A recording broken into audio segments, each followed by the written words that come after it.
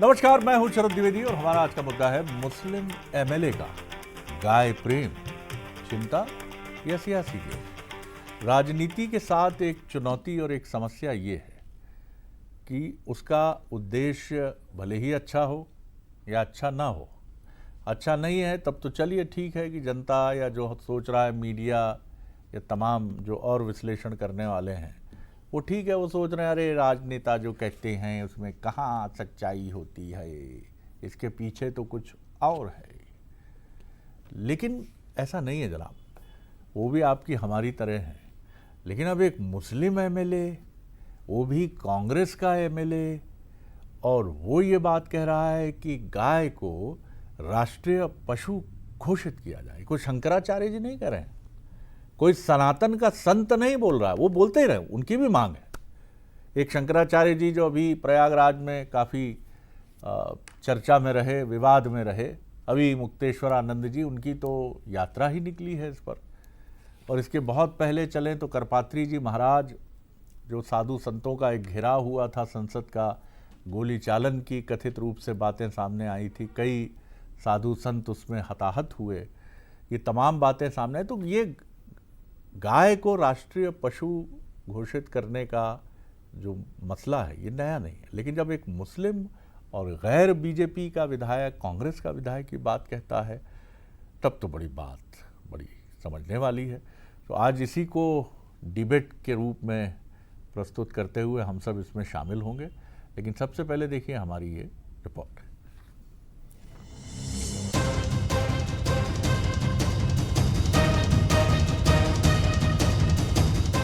मंगलवार को मध्य प्रदेश विधानसभा में गाय पर गदर के हालात बने।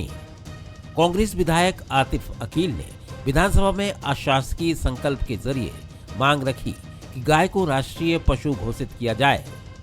उनका कहना है कि हिंदू धर्म में गाय को माता का दर्जा दिया गया है, ऐसे में उसकी मौत पर अंतिम संस्कार की भी व्यवस्था होनी चाहिए। साथ ही कांग्रेस विधायक ने चमड़ा व्यापार बंद करने की भी बात कही। आतिफ अकील ने याद दिलाया कि 2017 में उनके पिता ने भी ऐसा ही संकल्प रखा था, लेकिन बहुमत के चलते वो पारित नहीं हो पाया।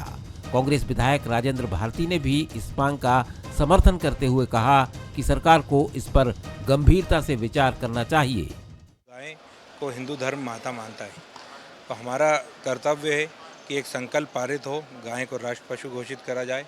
और उनकी डेथ होती है तो उसके अक्सर चमड़े की हड्डियों का उसका व्यापार होता है, वो बंद होना चाहिए, उनका अंतिम संस्कार होना चाहिए। और कहीं ना कहीं मैं ये भी चाहता हूँ कि जनगणना भी हो जाए गाय की, ताकि क्लियर हो जाए कि कितनी है और कितनी कम हो रही है, ये भी क्लियर होना चाहिए। उनके बयान से हम पूरी तरह से सहमत हैं और चाहेंगे कि सरकार इसमें पहल करके कदम बढ़ाए। कांग्रेस के मुस्लिम विधायक की इस मांग को बीजेपी ने पब्लिसिटी स्टंट करार दिया। बीजेपी विधायक रामेश्वर शर्मा ने कहा कि अगर आप गंभीर हैं तो अपने समाज से अपील करें, मध्य प्रदेश में गाय को कटने नहीं दिया जाएगा।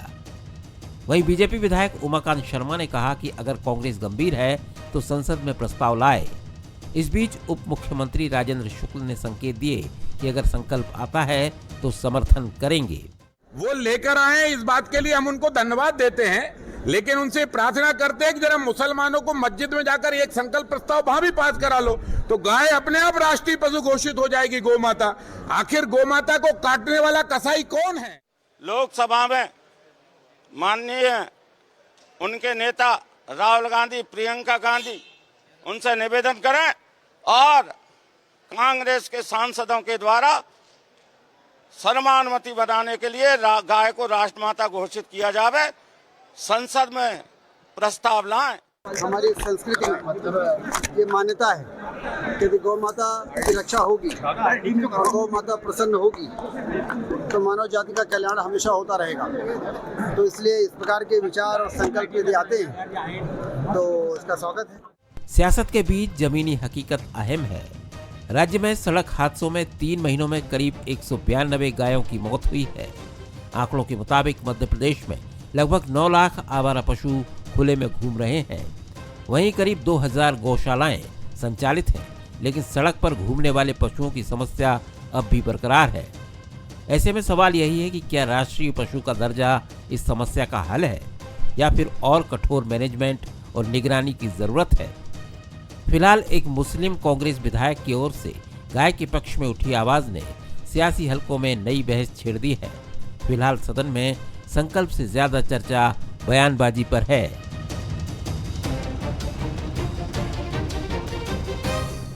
इस समस्या के कई पहलू हैं। गाय को, गौवंश को छोड़ देने वाला कौन है? कौन है? इसने पाला कब तक? जब तक उपयोगिता थी। माता पिता को भी अब समाज में जब तक उपयोगिता है तब तक उनकी, जब तक पेंशन है, जब तक वो स्वस्थ हैं, अस्पताल के चक्कर नहीं लगाने पड़ते हैं, तो ऐसा माना जाता है कि उनका बड़ा सम्मान होता है। और सवाल ये भी है, ये भी पूरा सच नहीं है। अब आप कहेंगे कि छोड़ देने वाला भी साहब कसाई है, आरोप लगा दिया आपने कि अगर एक कसाई काट रहा है तो एक कसाई वो है जिसने छोड़ दिया, लेकिन वो कसाई बन क्यों रहा है? उसके पास वो पैसा नहीं है कि वो मेंटेन कर सके। खेती लाभ का धंधा नहीं है। तो अब इसके कई पहलू हो गए और इन सारे पहलुओं को अगर आप इग्नोर कर देंगे और एक ही भी सरकार ही बचाए, सरकार ही घोषित कर दे, तो सरकार ने तो टाइगर को भी घोषित किया है भैया, तब भी शिकार हो जाता है। मध्य प्रदेश में बीते 1 महीने में 10 बाघ संदेहास्पद परिस्थितियों में मृत्यु हुई है। पोचिंग के बड़े बड़े रैकेट शिकारियों के काम करते हैं। तो समस्या के गंभीर पहलू हैं। जब भी हम बात करें, और ये जिम्मेदारी में पॉलिटिशियन से अधिक चौथे स्तंभ यानी हमारी मानता हूँ कि हम बात करें और एक ही तरफ उंगली उठा दें, बातचीत शुरू कर दें और बातचीत खत्म कर दें, ऐसा नहीं। तो आपको इसको होलिस्टिक अप्रोच से देखना होगा। क्यों छोड़ा जा रहा है, कैसे ना छोड़ा जा सके, इसके लिए क्या किया जाए, और कैसे इसमें सरकार की एंट्री हो सकती है। कैसे हम पंचायतों को इतना सक्षम बना सकते हैं कि वो गांव में ही ऐसे पशु जिनकी उपयोगिता नहीं रही है, वो अब दूध नहीं दे रहे हैं या किन्हीं और कारणों से उपयोगिता नहीं है, तो उनके लिए गौशालाएं वहीं किसी ज़मीन पर बने, वहीं उनका संरक्षण हो। और इसको उपयोगितावाद से जोड़ना पड़ेगा। गोबर से, गोबर की खाद से, उससे जो आय आए वो पशुओं पे खर्च हो। लेकिन अब इतना वो वोट तो देते नहीं हैं। आप ये तो नहीं कह सकते कि चलिए साहब अब हम घोषित कर रहे हैं फला फला घोषणा, गाय के नाम पर तो वोट मिलेगा नहीं साहब। बहुत सारे उलझे हुए पहलू हैं। हमारे सवाल देख लीजिए, क्या गाय को राष्ट्रीय पशु घोषित करने से ज़मीनी समस्याओं का समाधान होगा? आतिफ अकील की मांग समरसता का संदेश है या सियासी रणनीति? क्या राष्ट्रीय स्तर पर गाय के मुद्दे पर सर्वदलीय सहमति बन सकती है? और ये भी एक सवाल है जो यहाँ ज़रूर नहीं है, क्या कांग्रेस ने इसे तुष्टिकरण या हिंदुत्व के कार्ड के तौर पर इस्तेमाल करने की कोशिश की है? कि रिसेंटली बजरंगबली आदिवासी हैं, ये मुद्दा उठा। अब बीजेपी नहीं उठा रही है गौ संरक्षण का मुद्दा, कांग्रेस उठा रही है। लेकिन अच्छी बात है, आप ऐसे मुद्दे उठाएंगे तो मीडिया के तौर पर हम तो इसे कहेंगे कि अच्छी बात है साहब। लेकिन इस पर टिके रहिए, बने रहिए। जो मेहमान हैं उनसे मिल लीजिए।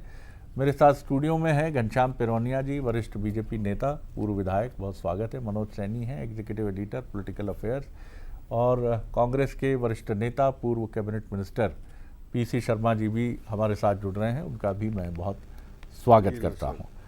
अच्छी बात है मनोज, ये बात रामेश्वर शर्मा जी ने भी कही और बात अच्छी है भी।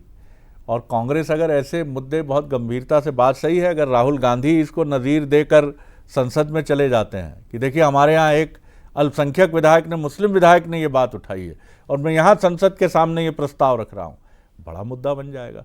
तो कांग्रेस को ऐसे मुद्दे भी लेने चाहिए, भले ही वो चुनावी मुद्दे क्यों ना हो, लेकिन वो देश के लिए भी बेहतर है। आप इसके पीछे क्या क्या देखते हैं? देखिए शरद जी, जब कोई नेता कहेगा तो सियासत तो होगी और सियासी दृष्टि से भी उसको देखा जाएगा जी।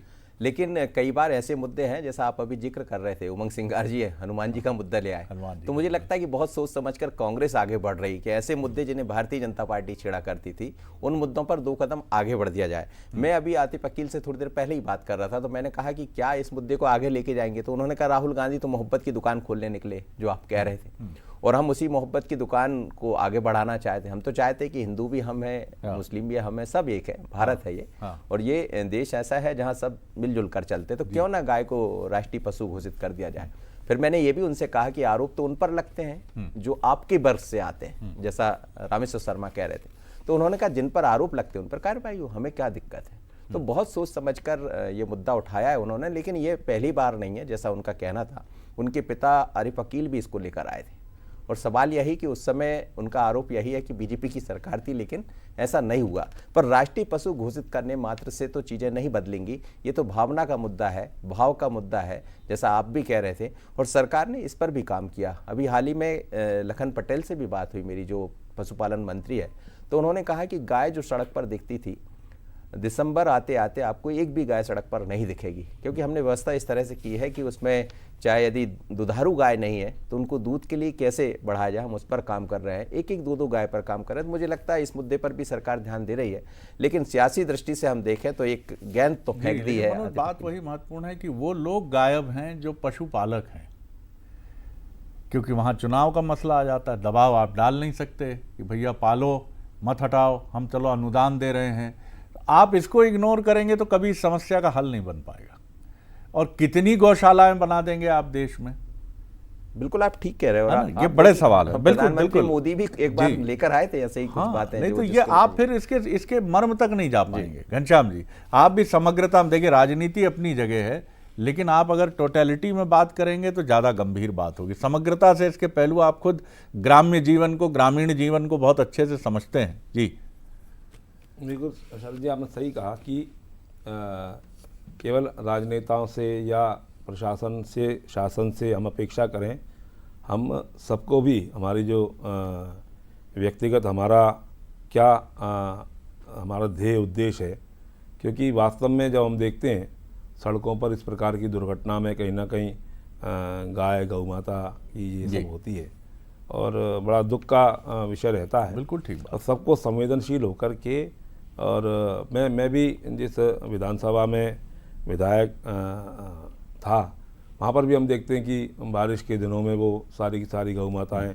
और मच्छर से, इसके पानी के कारण परेशान होकर के वो सड़कों पर नहीं बैठती हैं आकर के, और फिर तेज़ रफ्तार से आने वाली गाड़ियों से कहीं ना कहीं दुर्घटनाग्रस्त होते हैं। किसी के द्वारा योजनाबद्ध तरीके से नहीं होता है, लेकिन दुर्घटनावश तरीके से इस प्रकार की घटनाएं भी होती हैं, तो उस पर रोक भी होना चाहिए। तो आपने बहुत महत्वपूर्ण बात कह दी। अब कांग्रेस का जो कदम है इसे आप कैसे देखते हैं? नहीं, लेकिन मैं तो ये कहता हूँ, देखिए साहब, कथनी और करनी में अंतर नहीं होना चाहिए। कांग्रेस कहती कुछ है और करती कुछ है, और फिर उसको कथनी और करनी में अंतर न रखते हुए वास्तव में उनके हृदय में इस प्रकार का भाव है जो कहीं ना कहीं भारतीय जनता पार्टी हमारी विचारधारा करती है, तो हम तो उनका स्वागत भी करते हैं। लेकिन केवल कहना नहीं होना चाहिए, उसको अमली जामा पहनाने तक क्या उनके माध्यम से, उनके नेता के माध्यम से होना चाहिए या होगा, ये अब सामने दिखाई देगा।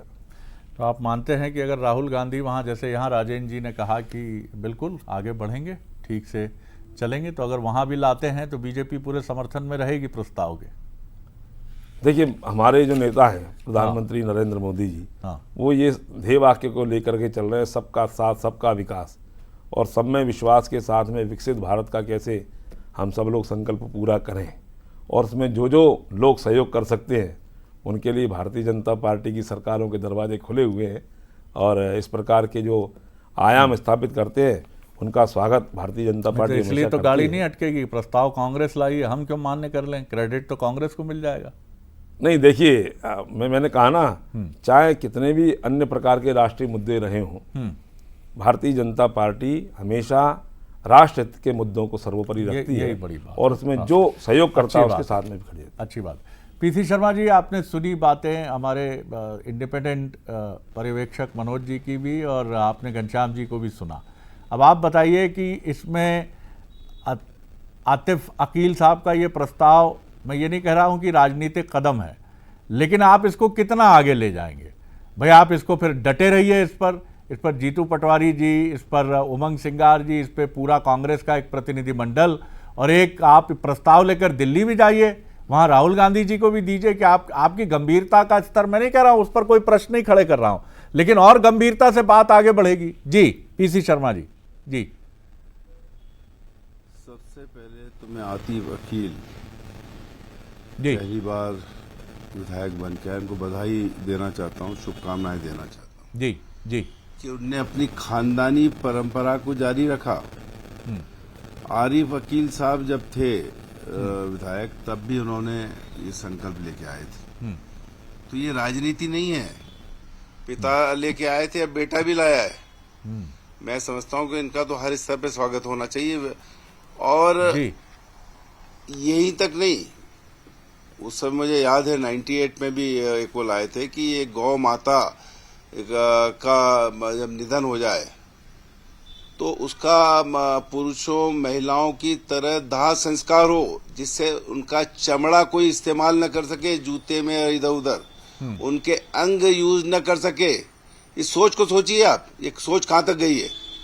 इसमें मैं समझता हूँ कि गौ माता को सनातन धर्म में, हिंदू धर्म में माता माना गया है, एक गण माना गया है, और नंदी को शिव जी का गण माना गया है।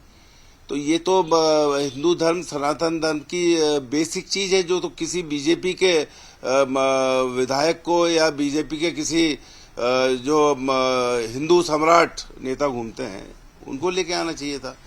और मैं समझता हूं कि बीजेपी को इसको पारित कर देना चाहिए, संकल्प को। जब ये पारित हो जाएगा तो निश्चित तौर पर जीतू पटवारी जी भी इसको लेके जाएंगे दिल्ली, राहुल जी से बात करेंगे और वहां पर भी आ जाएगा।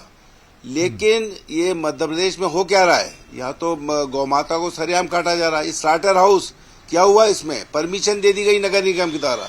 ट्रिपल इंजन सरकार है, दिल्ली, मध्य प्रदेश और नगर निगम भोपाल। आज तक किसी पे कोई कार्रवाई नहीं हुई है, छोटे मोटों पे हो गई, लेकिन जिन पे कार्रवाई हुई थी वो भी जेल से जमानत हो गई उनकी। क्यों? कि इसमें पैसा बटा है। ये स्लाटर हाउस कमाई का एक बूथ था, वहां से इतने पैसे आ रहे थे कि कोई उस पर कार्रवाई करने को तैयार नहीं।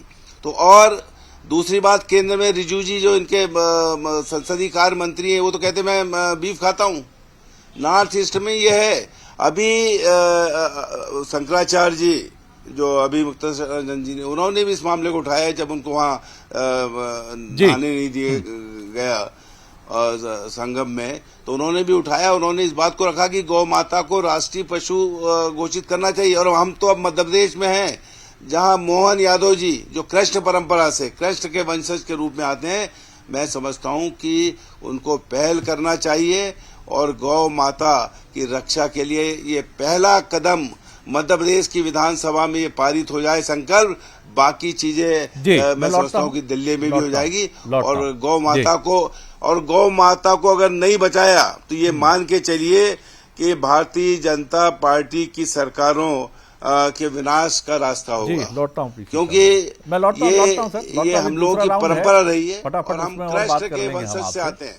जी मनोज जी, पीसी शर्मा जी की बात से स्पष्ट हो गया, कुछ बातें तो बहुत साफ हो गई कि कांग्रेस की एक रणनीति भी है कि हिंदुत्व के वो मान बिंदु जिनको लेकर बीजेपी आगे बढ़ती रही है, उनको लेकर ही बीजेपी को घेरने की कोशिश की जाए।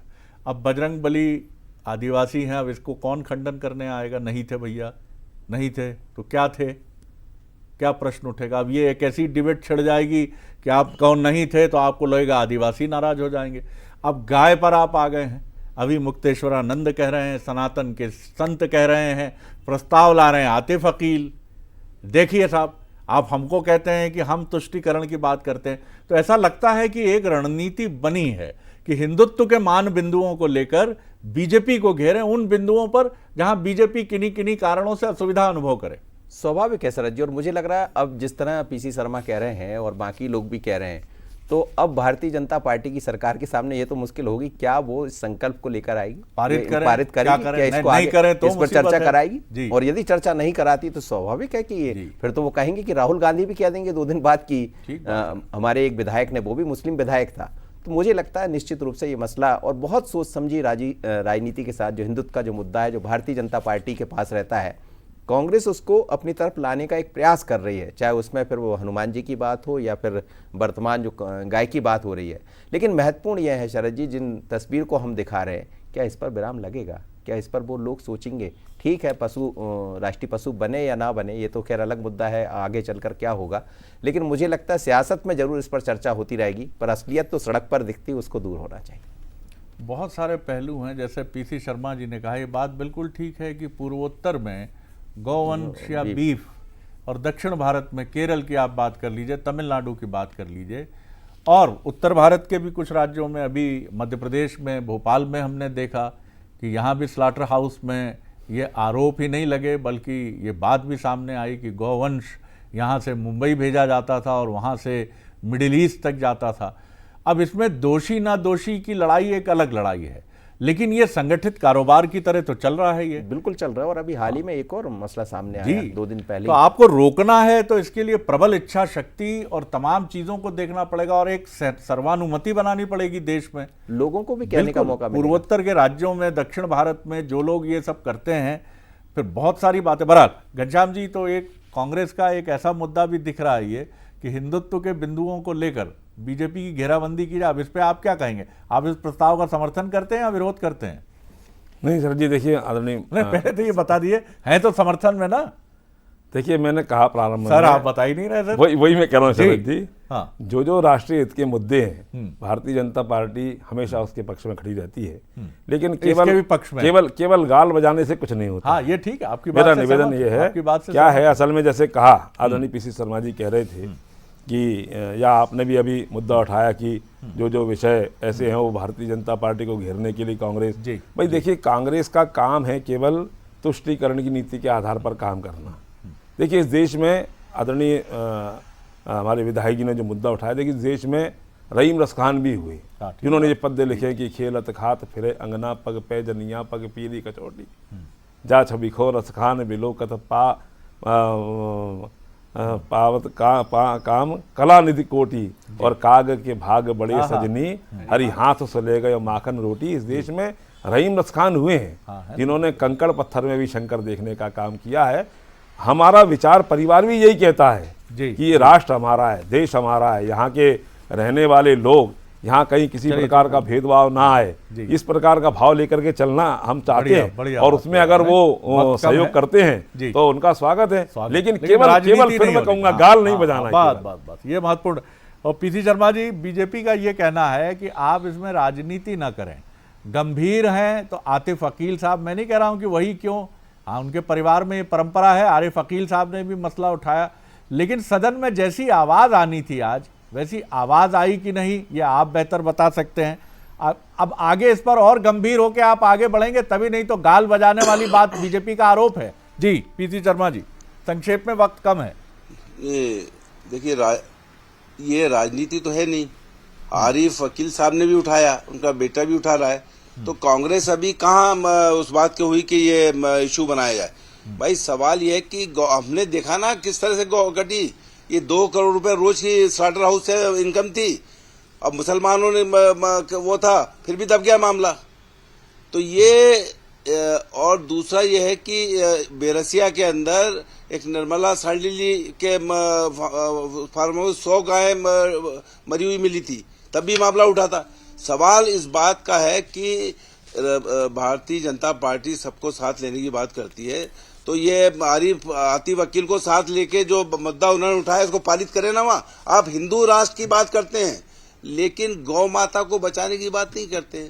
नॉर्थ ईस्ट में आपको वोट की राजनीति करना है, इसलिए इस पर चुप रहना चाहते हैं। जब हमारे शंकराचार्य कह रहे हैं, सबसे बड़ा जो सनातन धर्म में चीफ होता है हमारा, वो शंकराचार्य है। और शंकराचार्य जी भी जब कह रहे हैं, चारों के शंकराचार्य, जब वहां पोप कह देता है इटली से तो सब मान लेते हैं, तो शंकराचार्य जी कह रहे हैं तो मानने में क्या दिक्कत है? तो फिर हिंदू राष्ट्र कैसे बनाओगे अगर शंकराचार्य जी की बात भी नहीं मानोगे? ये मोहन यादव जी के राज्य में भी गाय कटेगी तो कहाँ से कृष्ण की परंपरा आएगी?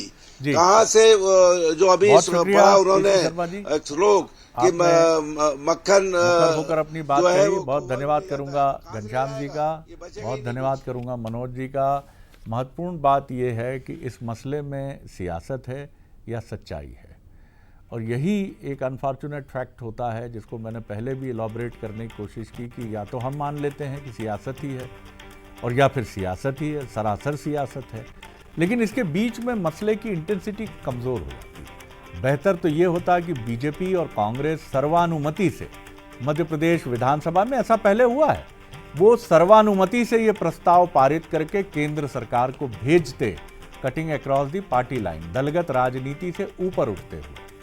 भले ही हम कहते हैं कि उसमें आतिफ अकील साहब सबसे बड़े प्रस्तावक हो जाते, बड़ी अच्छी बात है, लेकिन दोनों मिलकर भेजते और फिर दिल्ली में भी कुछ आगे बढ़ती गाड़ी तो ये और बेहतर होता। लेकिन ऐसा कैसे होगा साहब? सियासत में क्या ऐसा हो सकता है? बड़ा सवाल है। आगे देखिए हमारा बुलेटिन प्राइम मैक्रो। नमस्कार।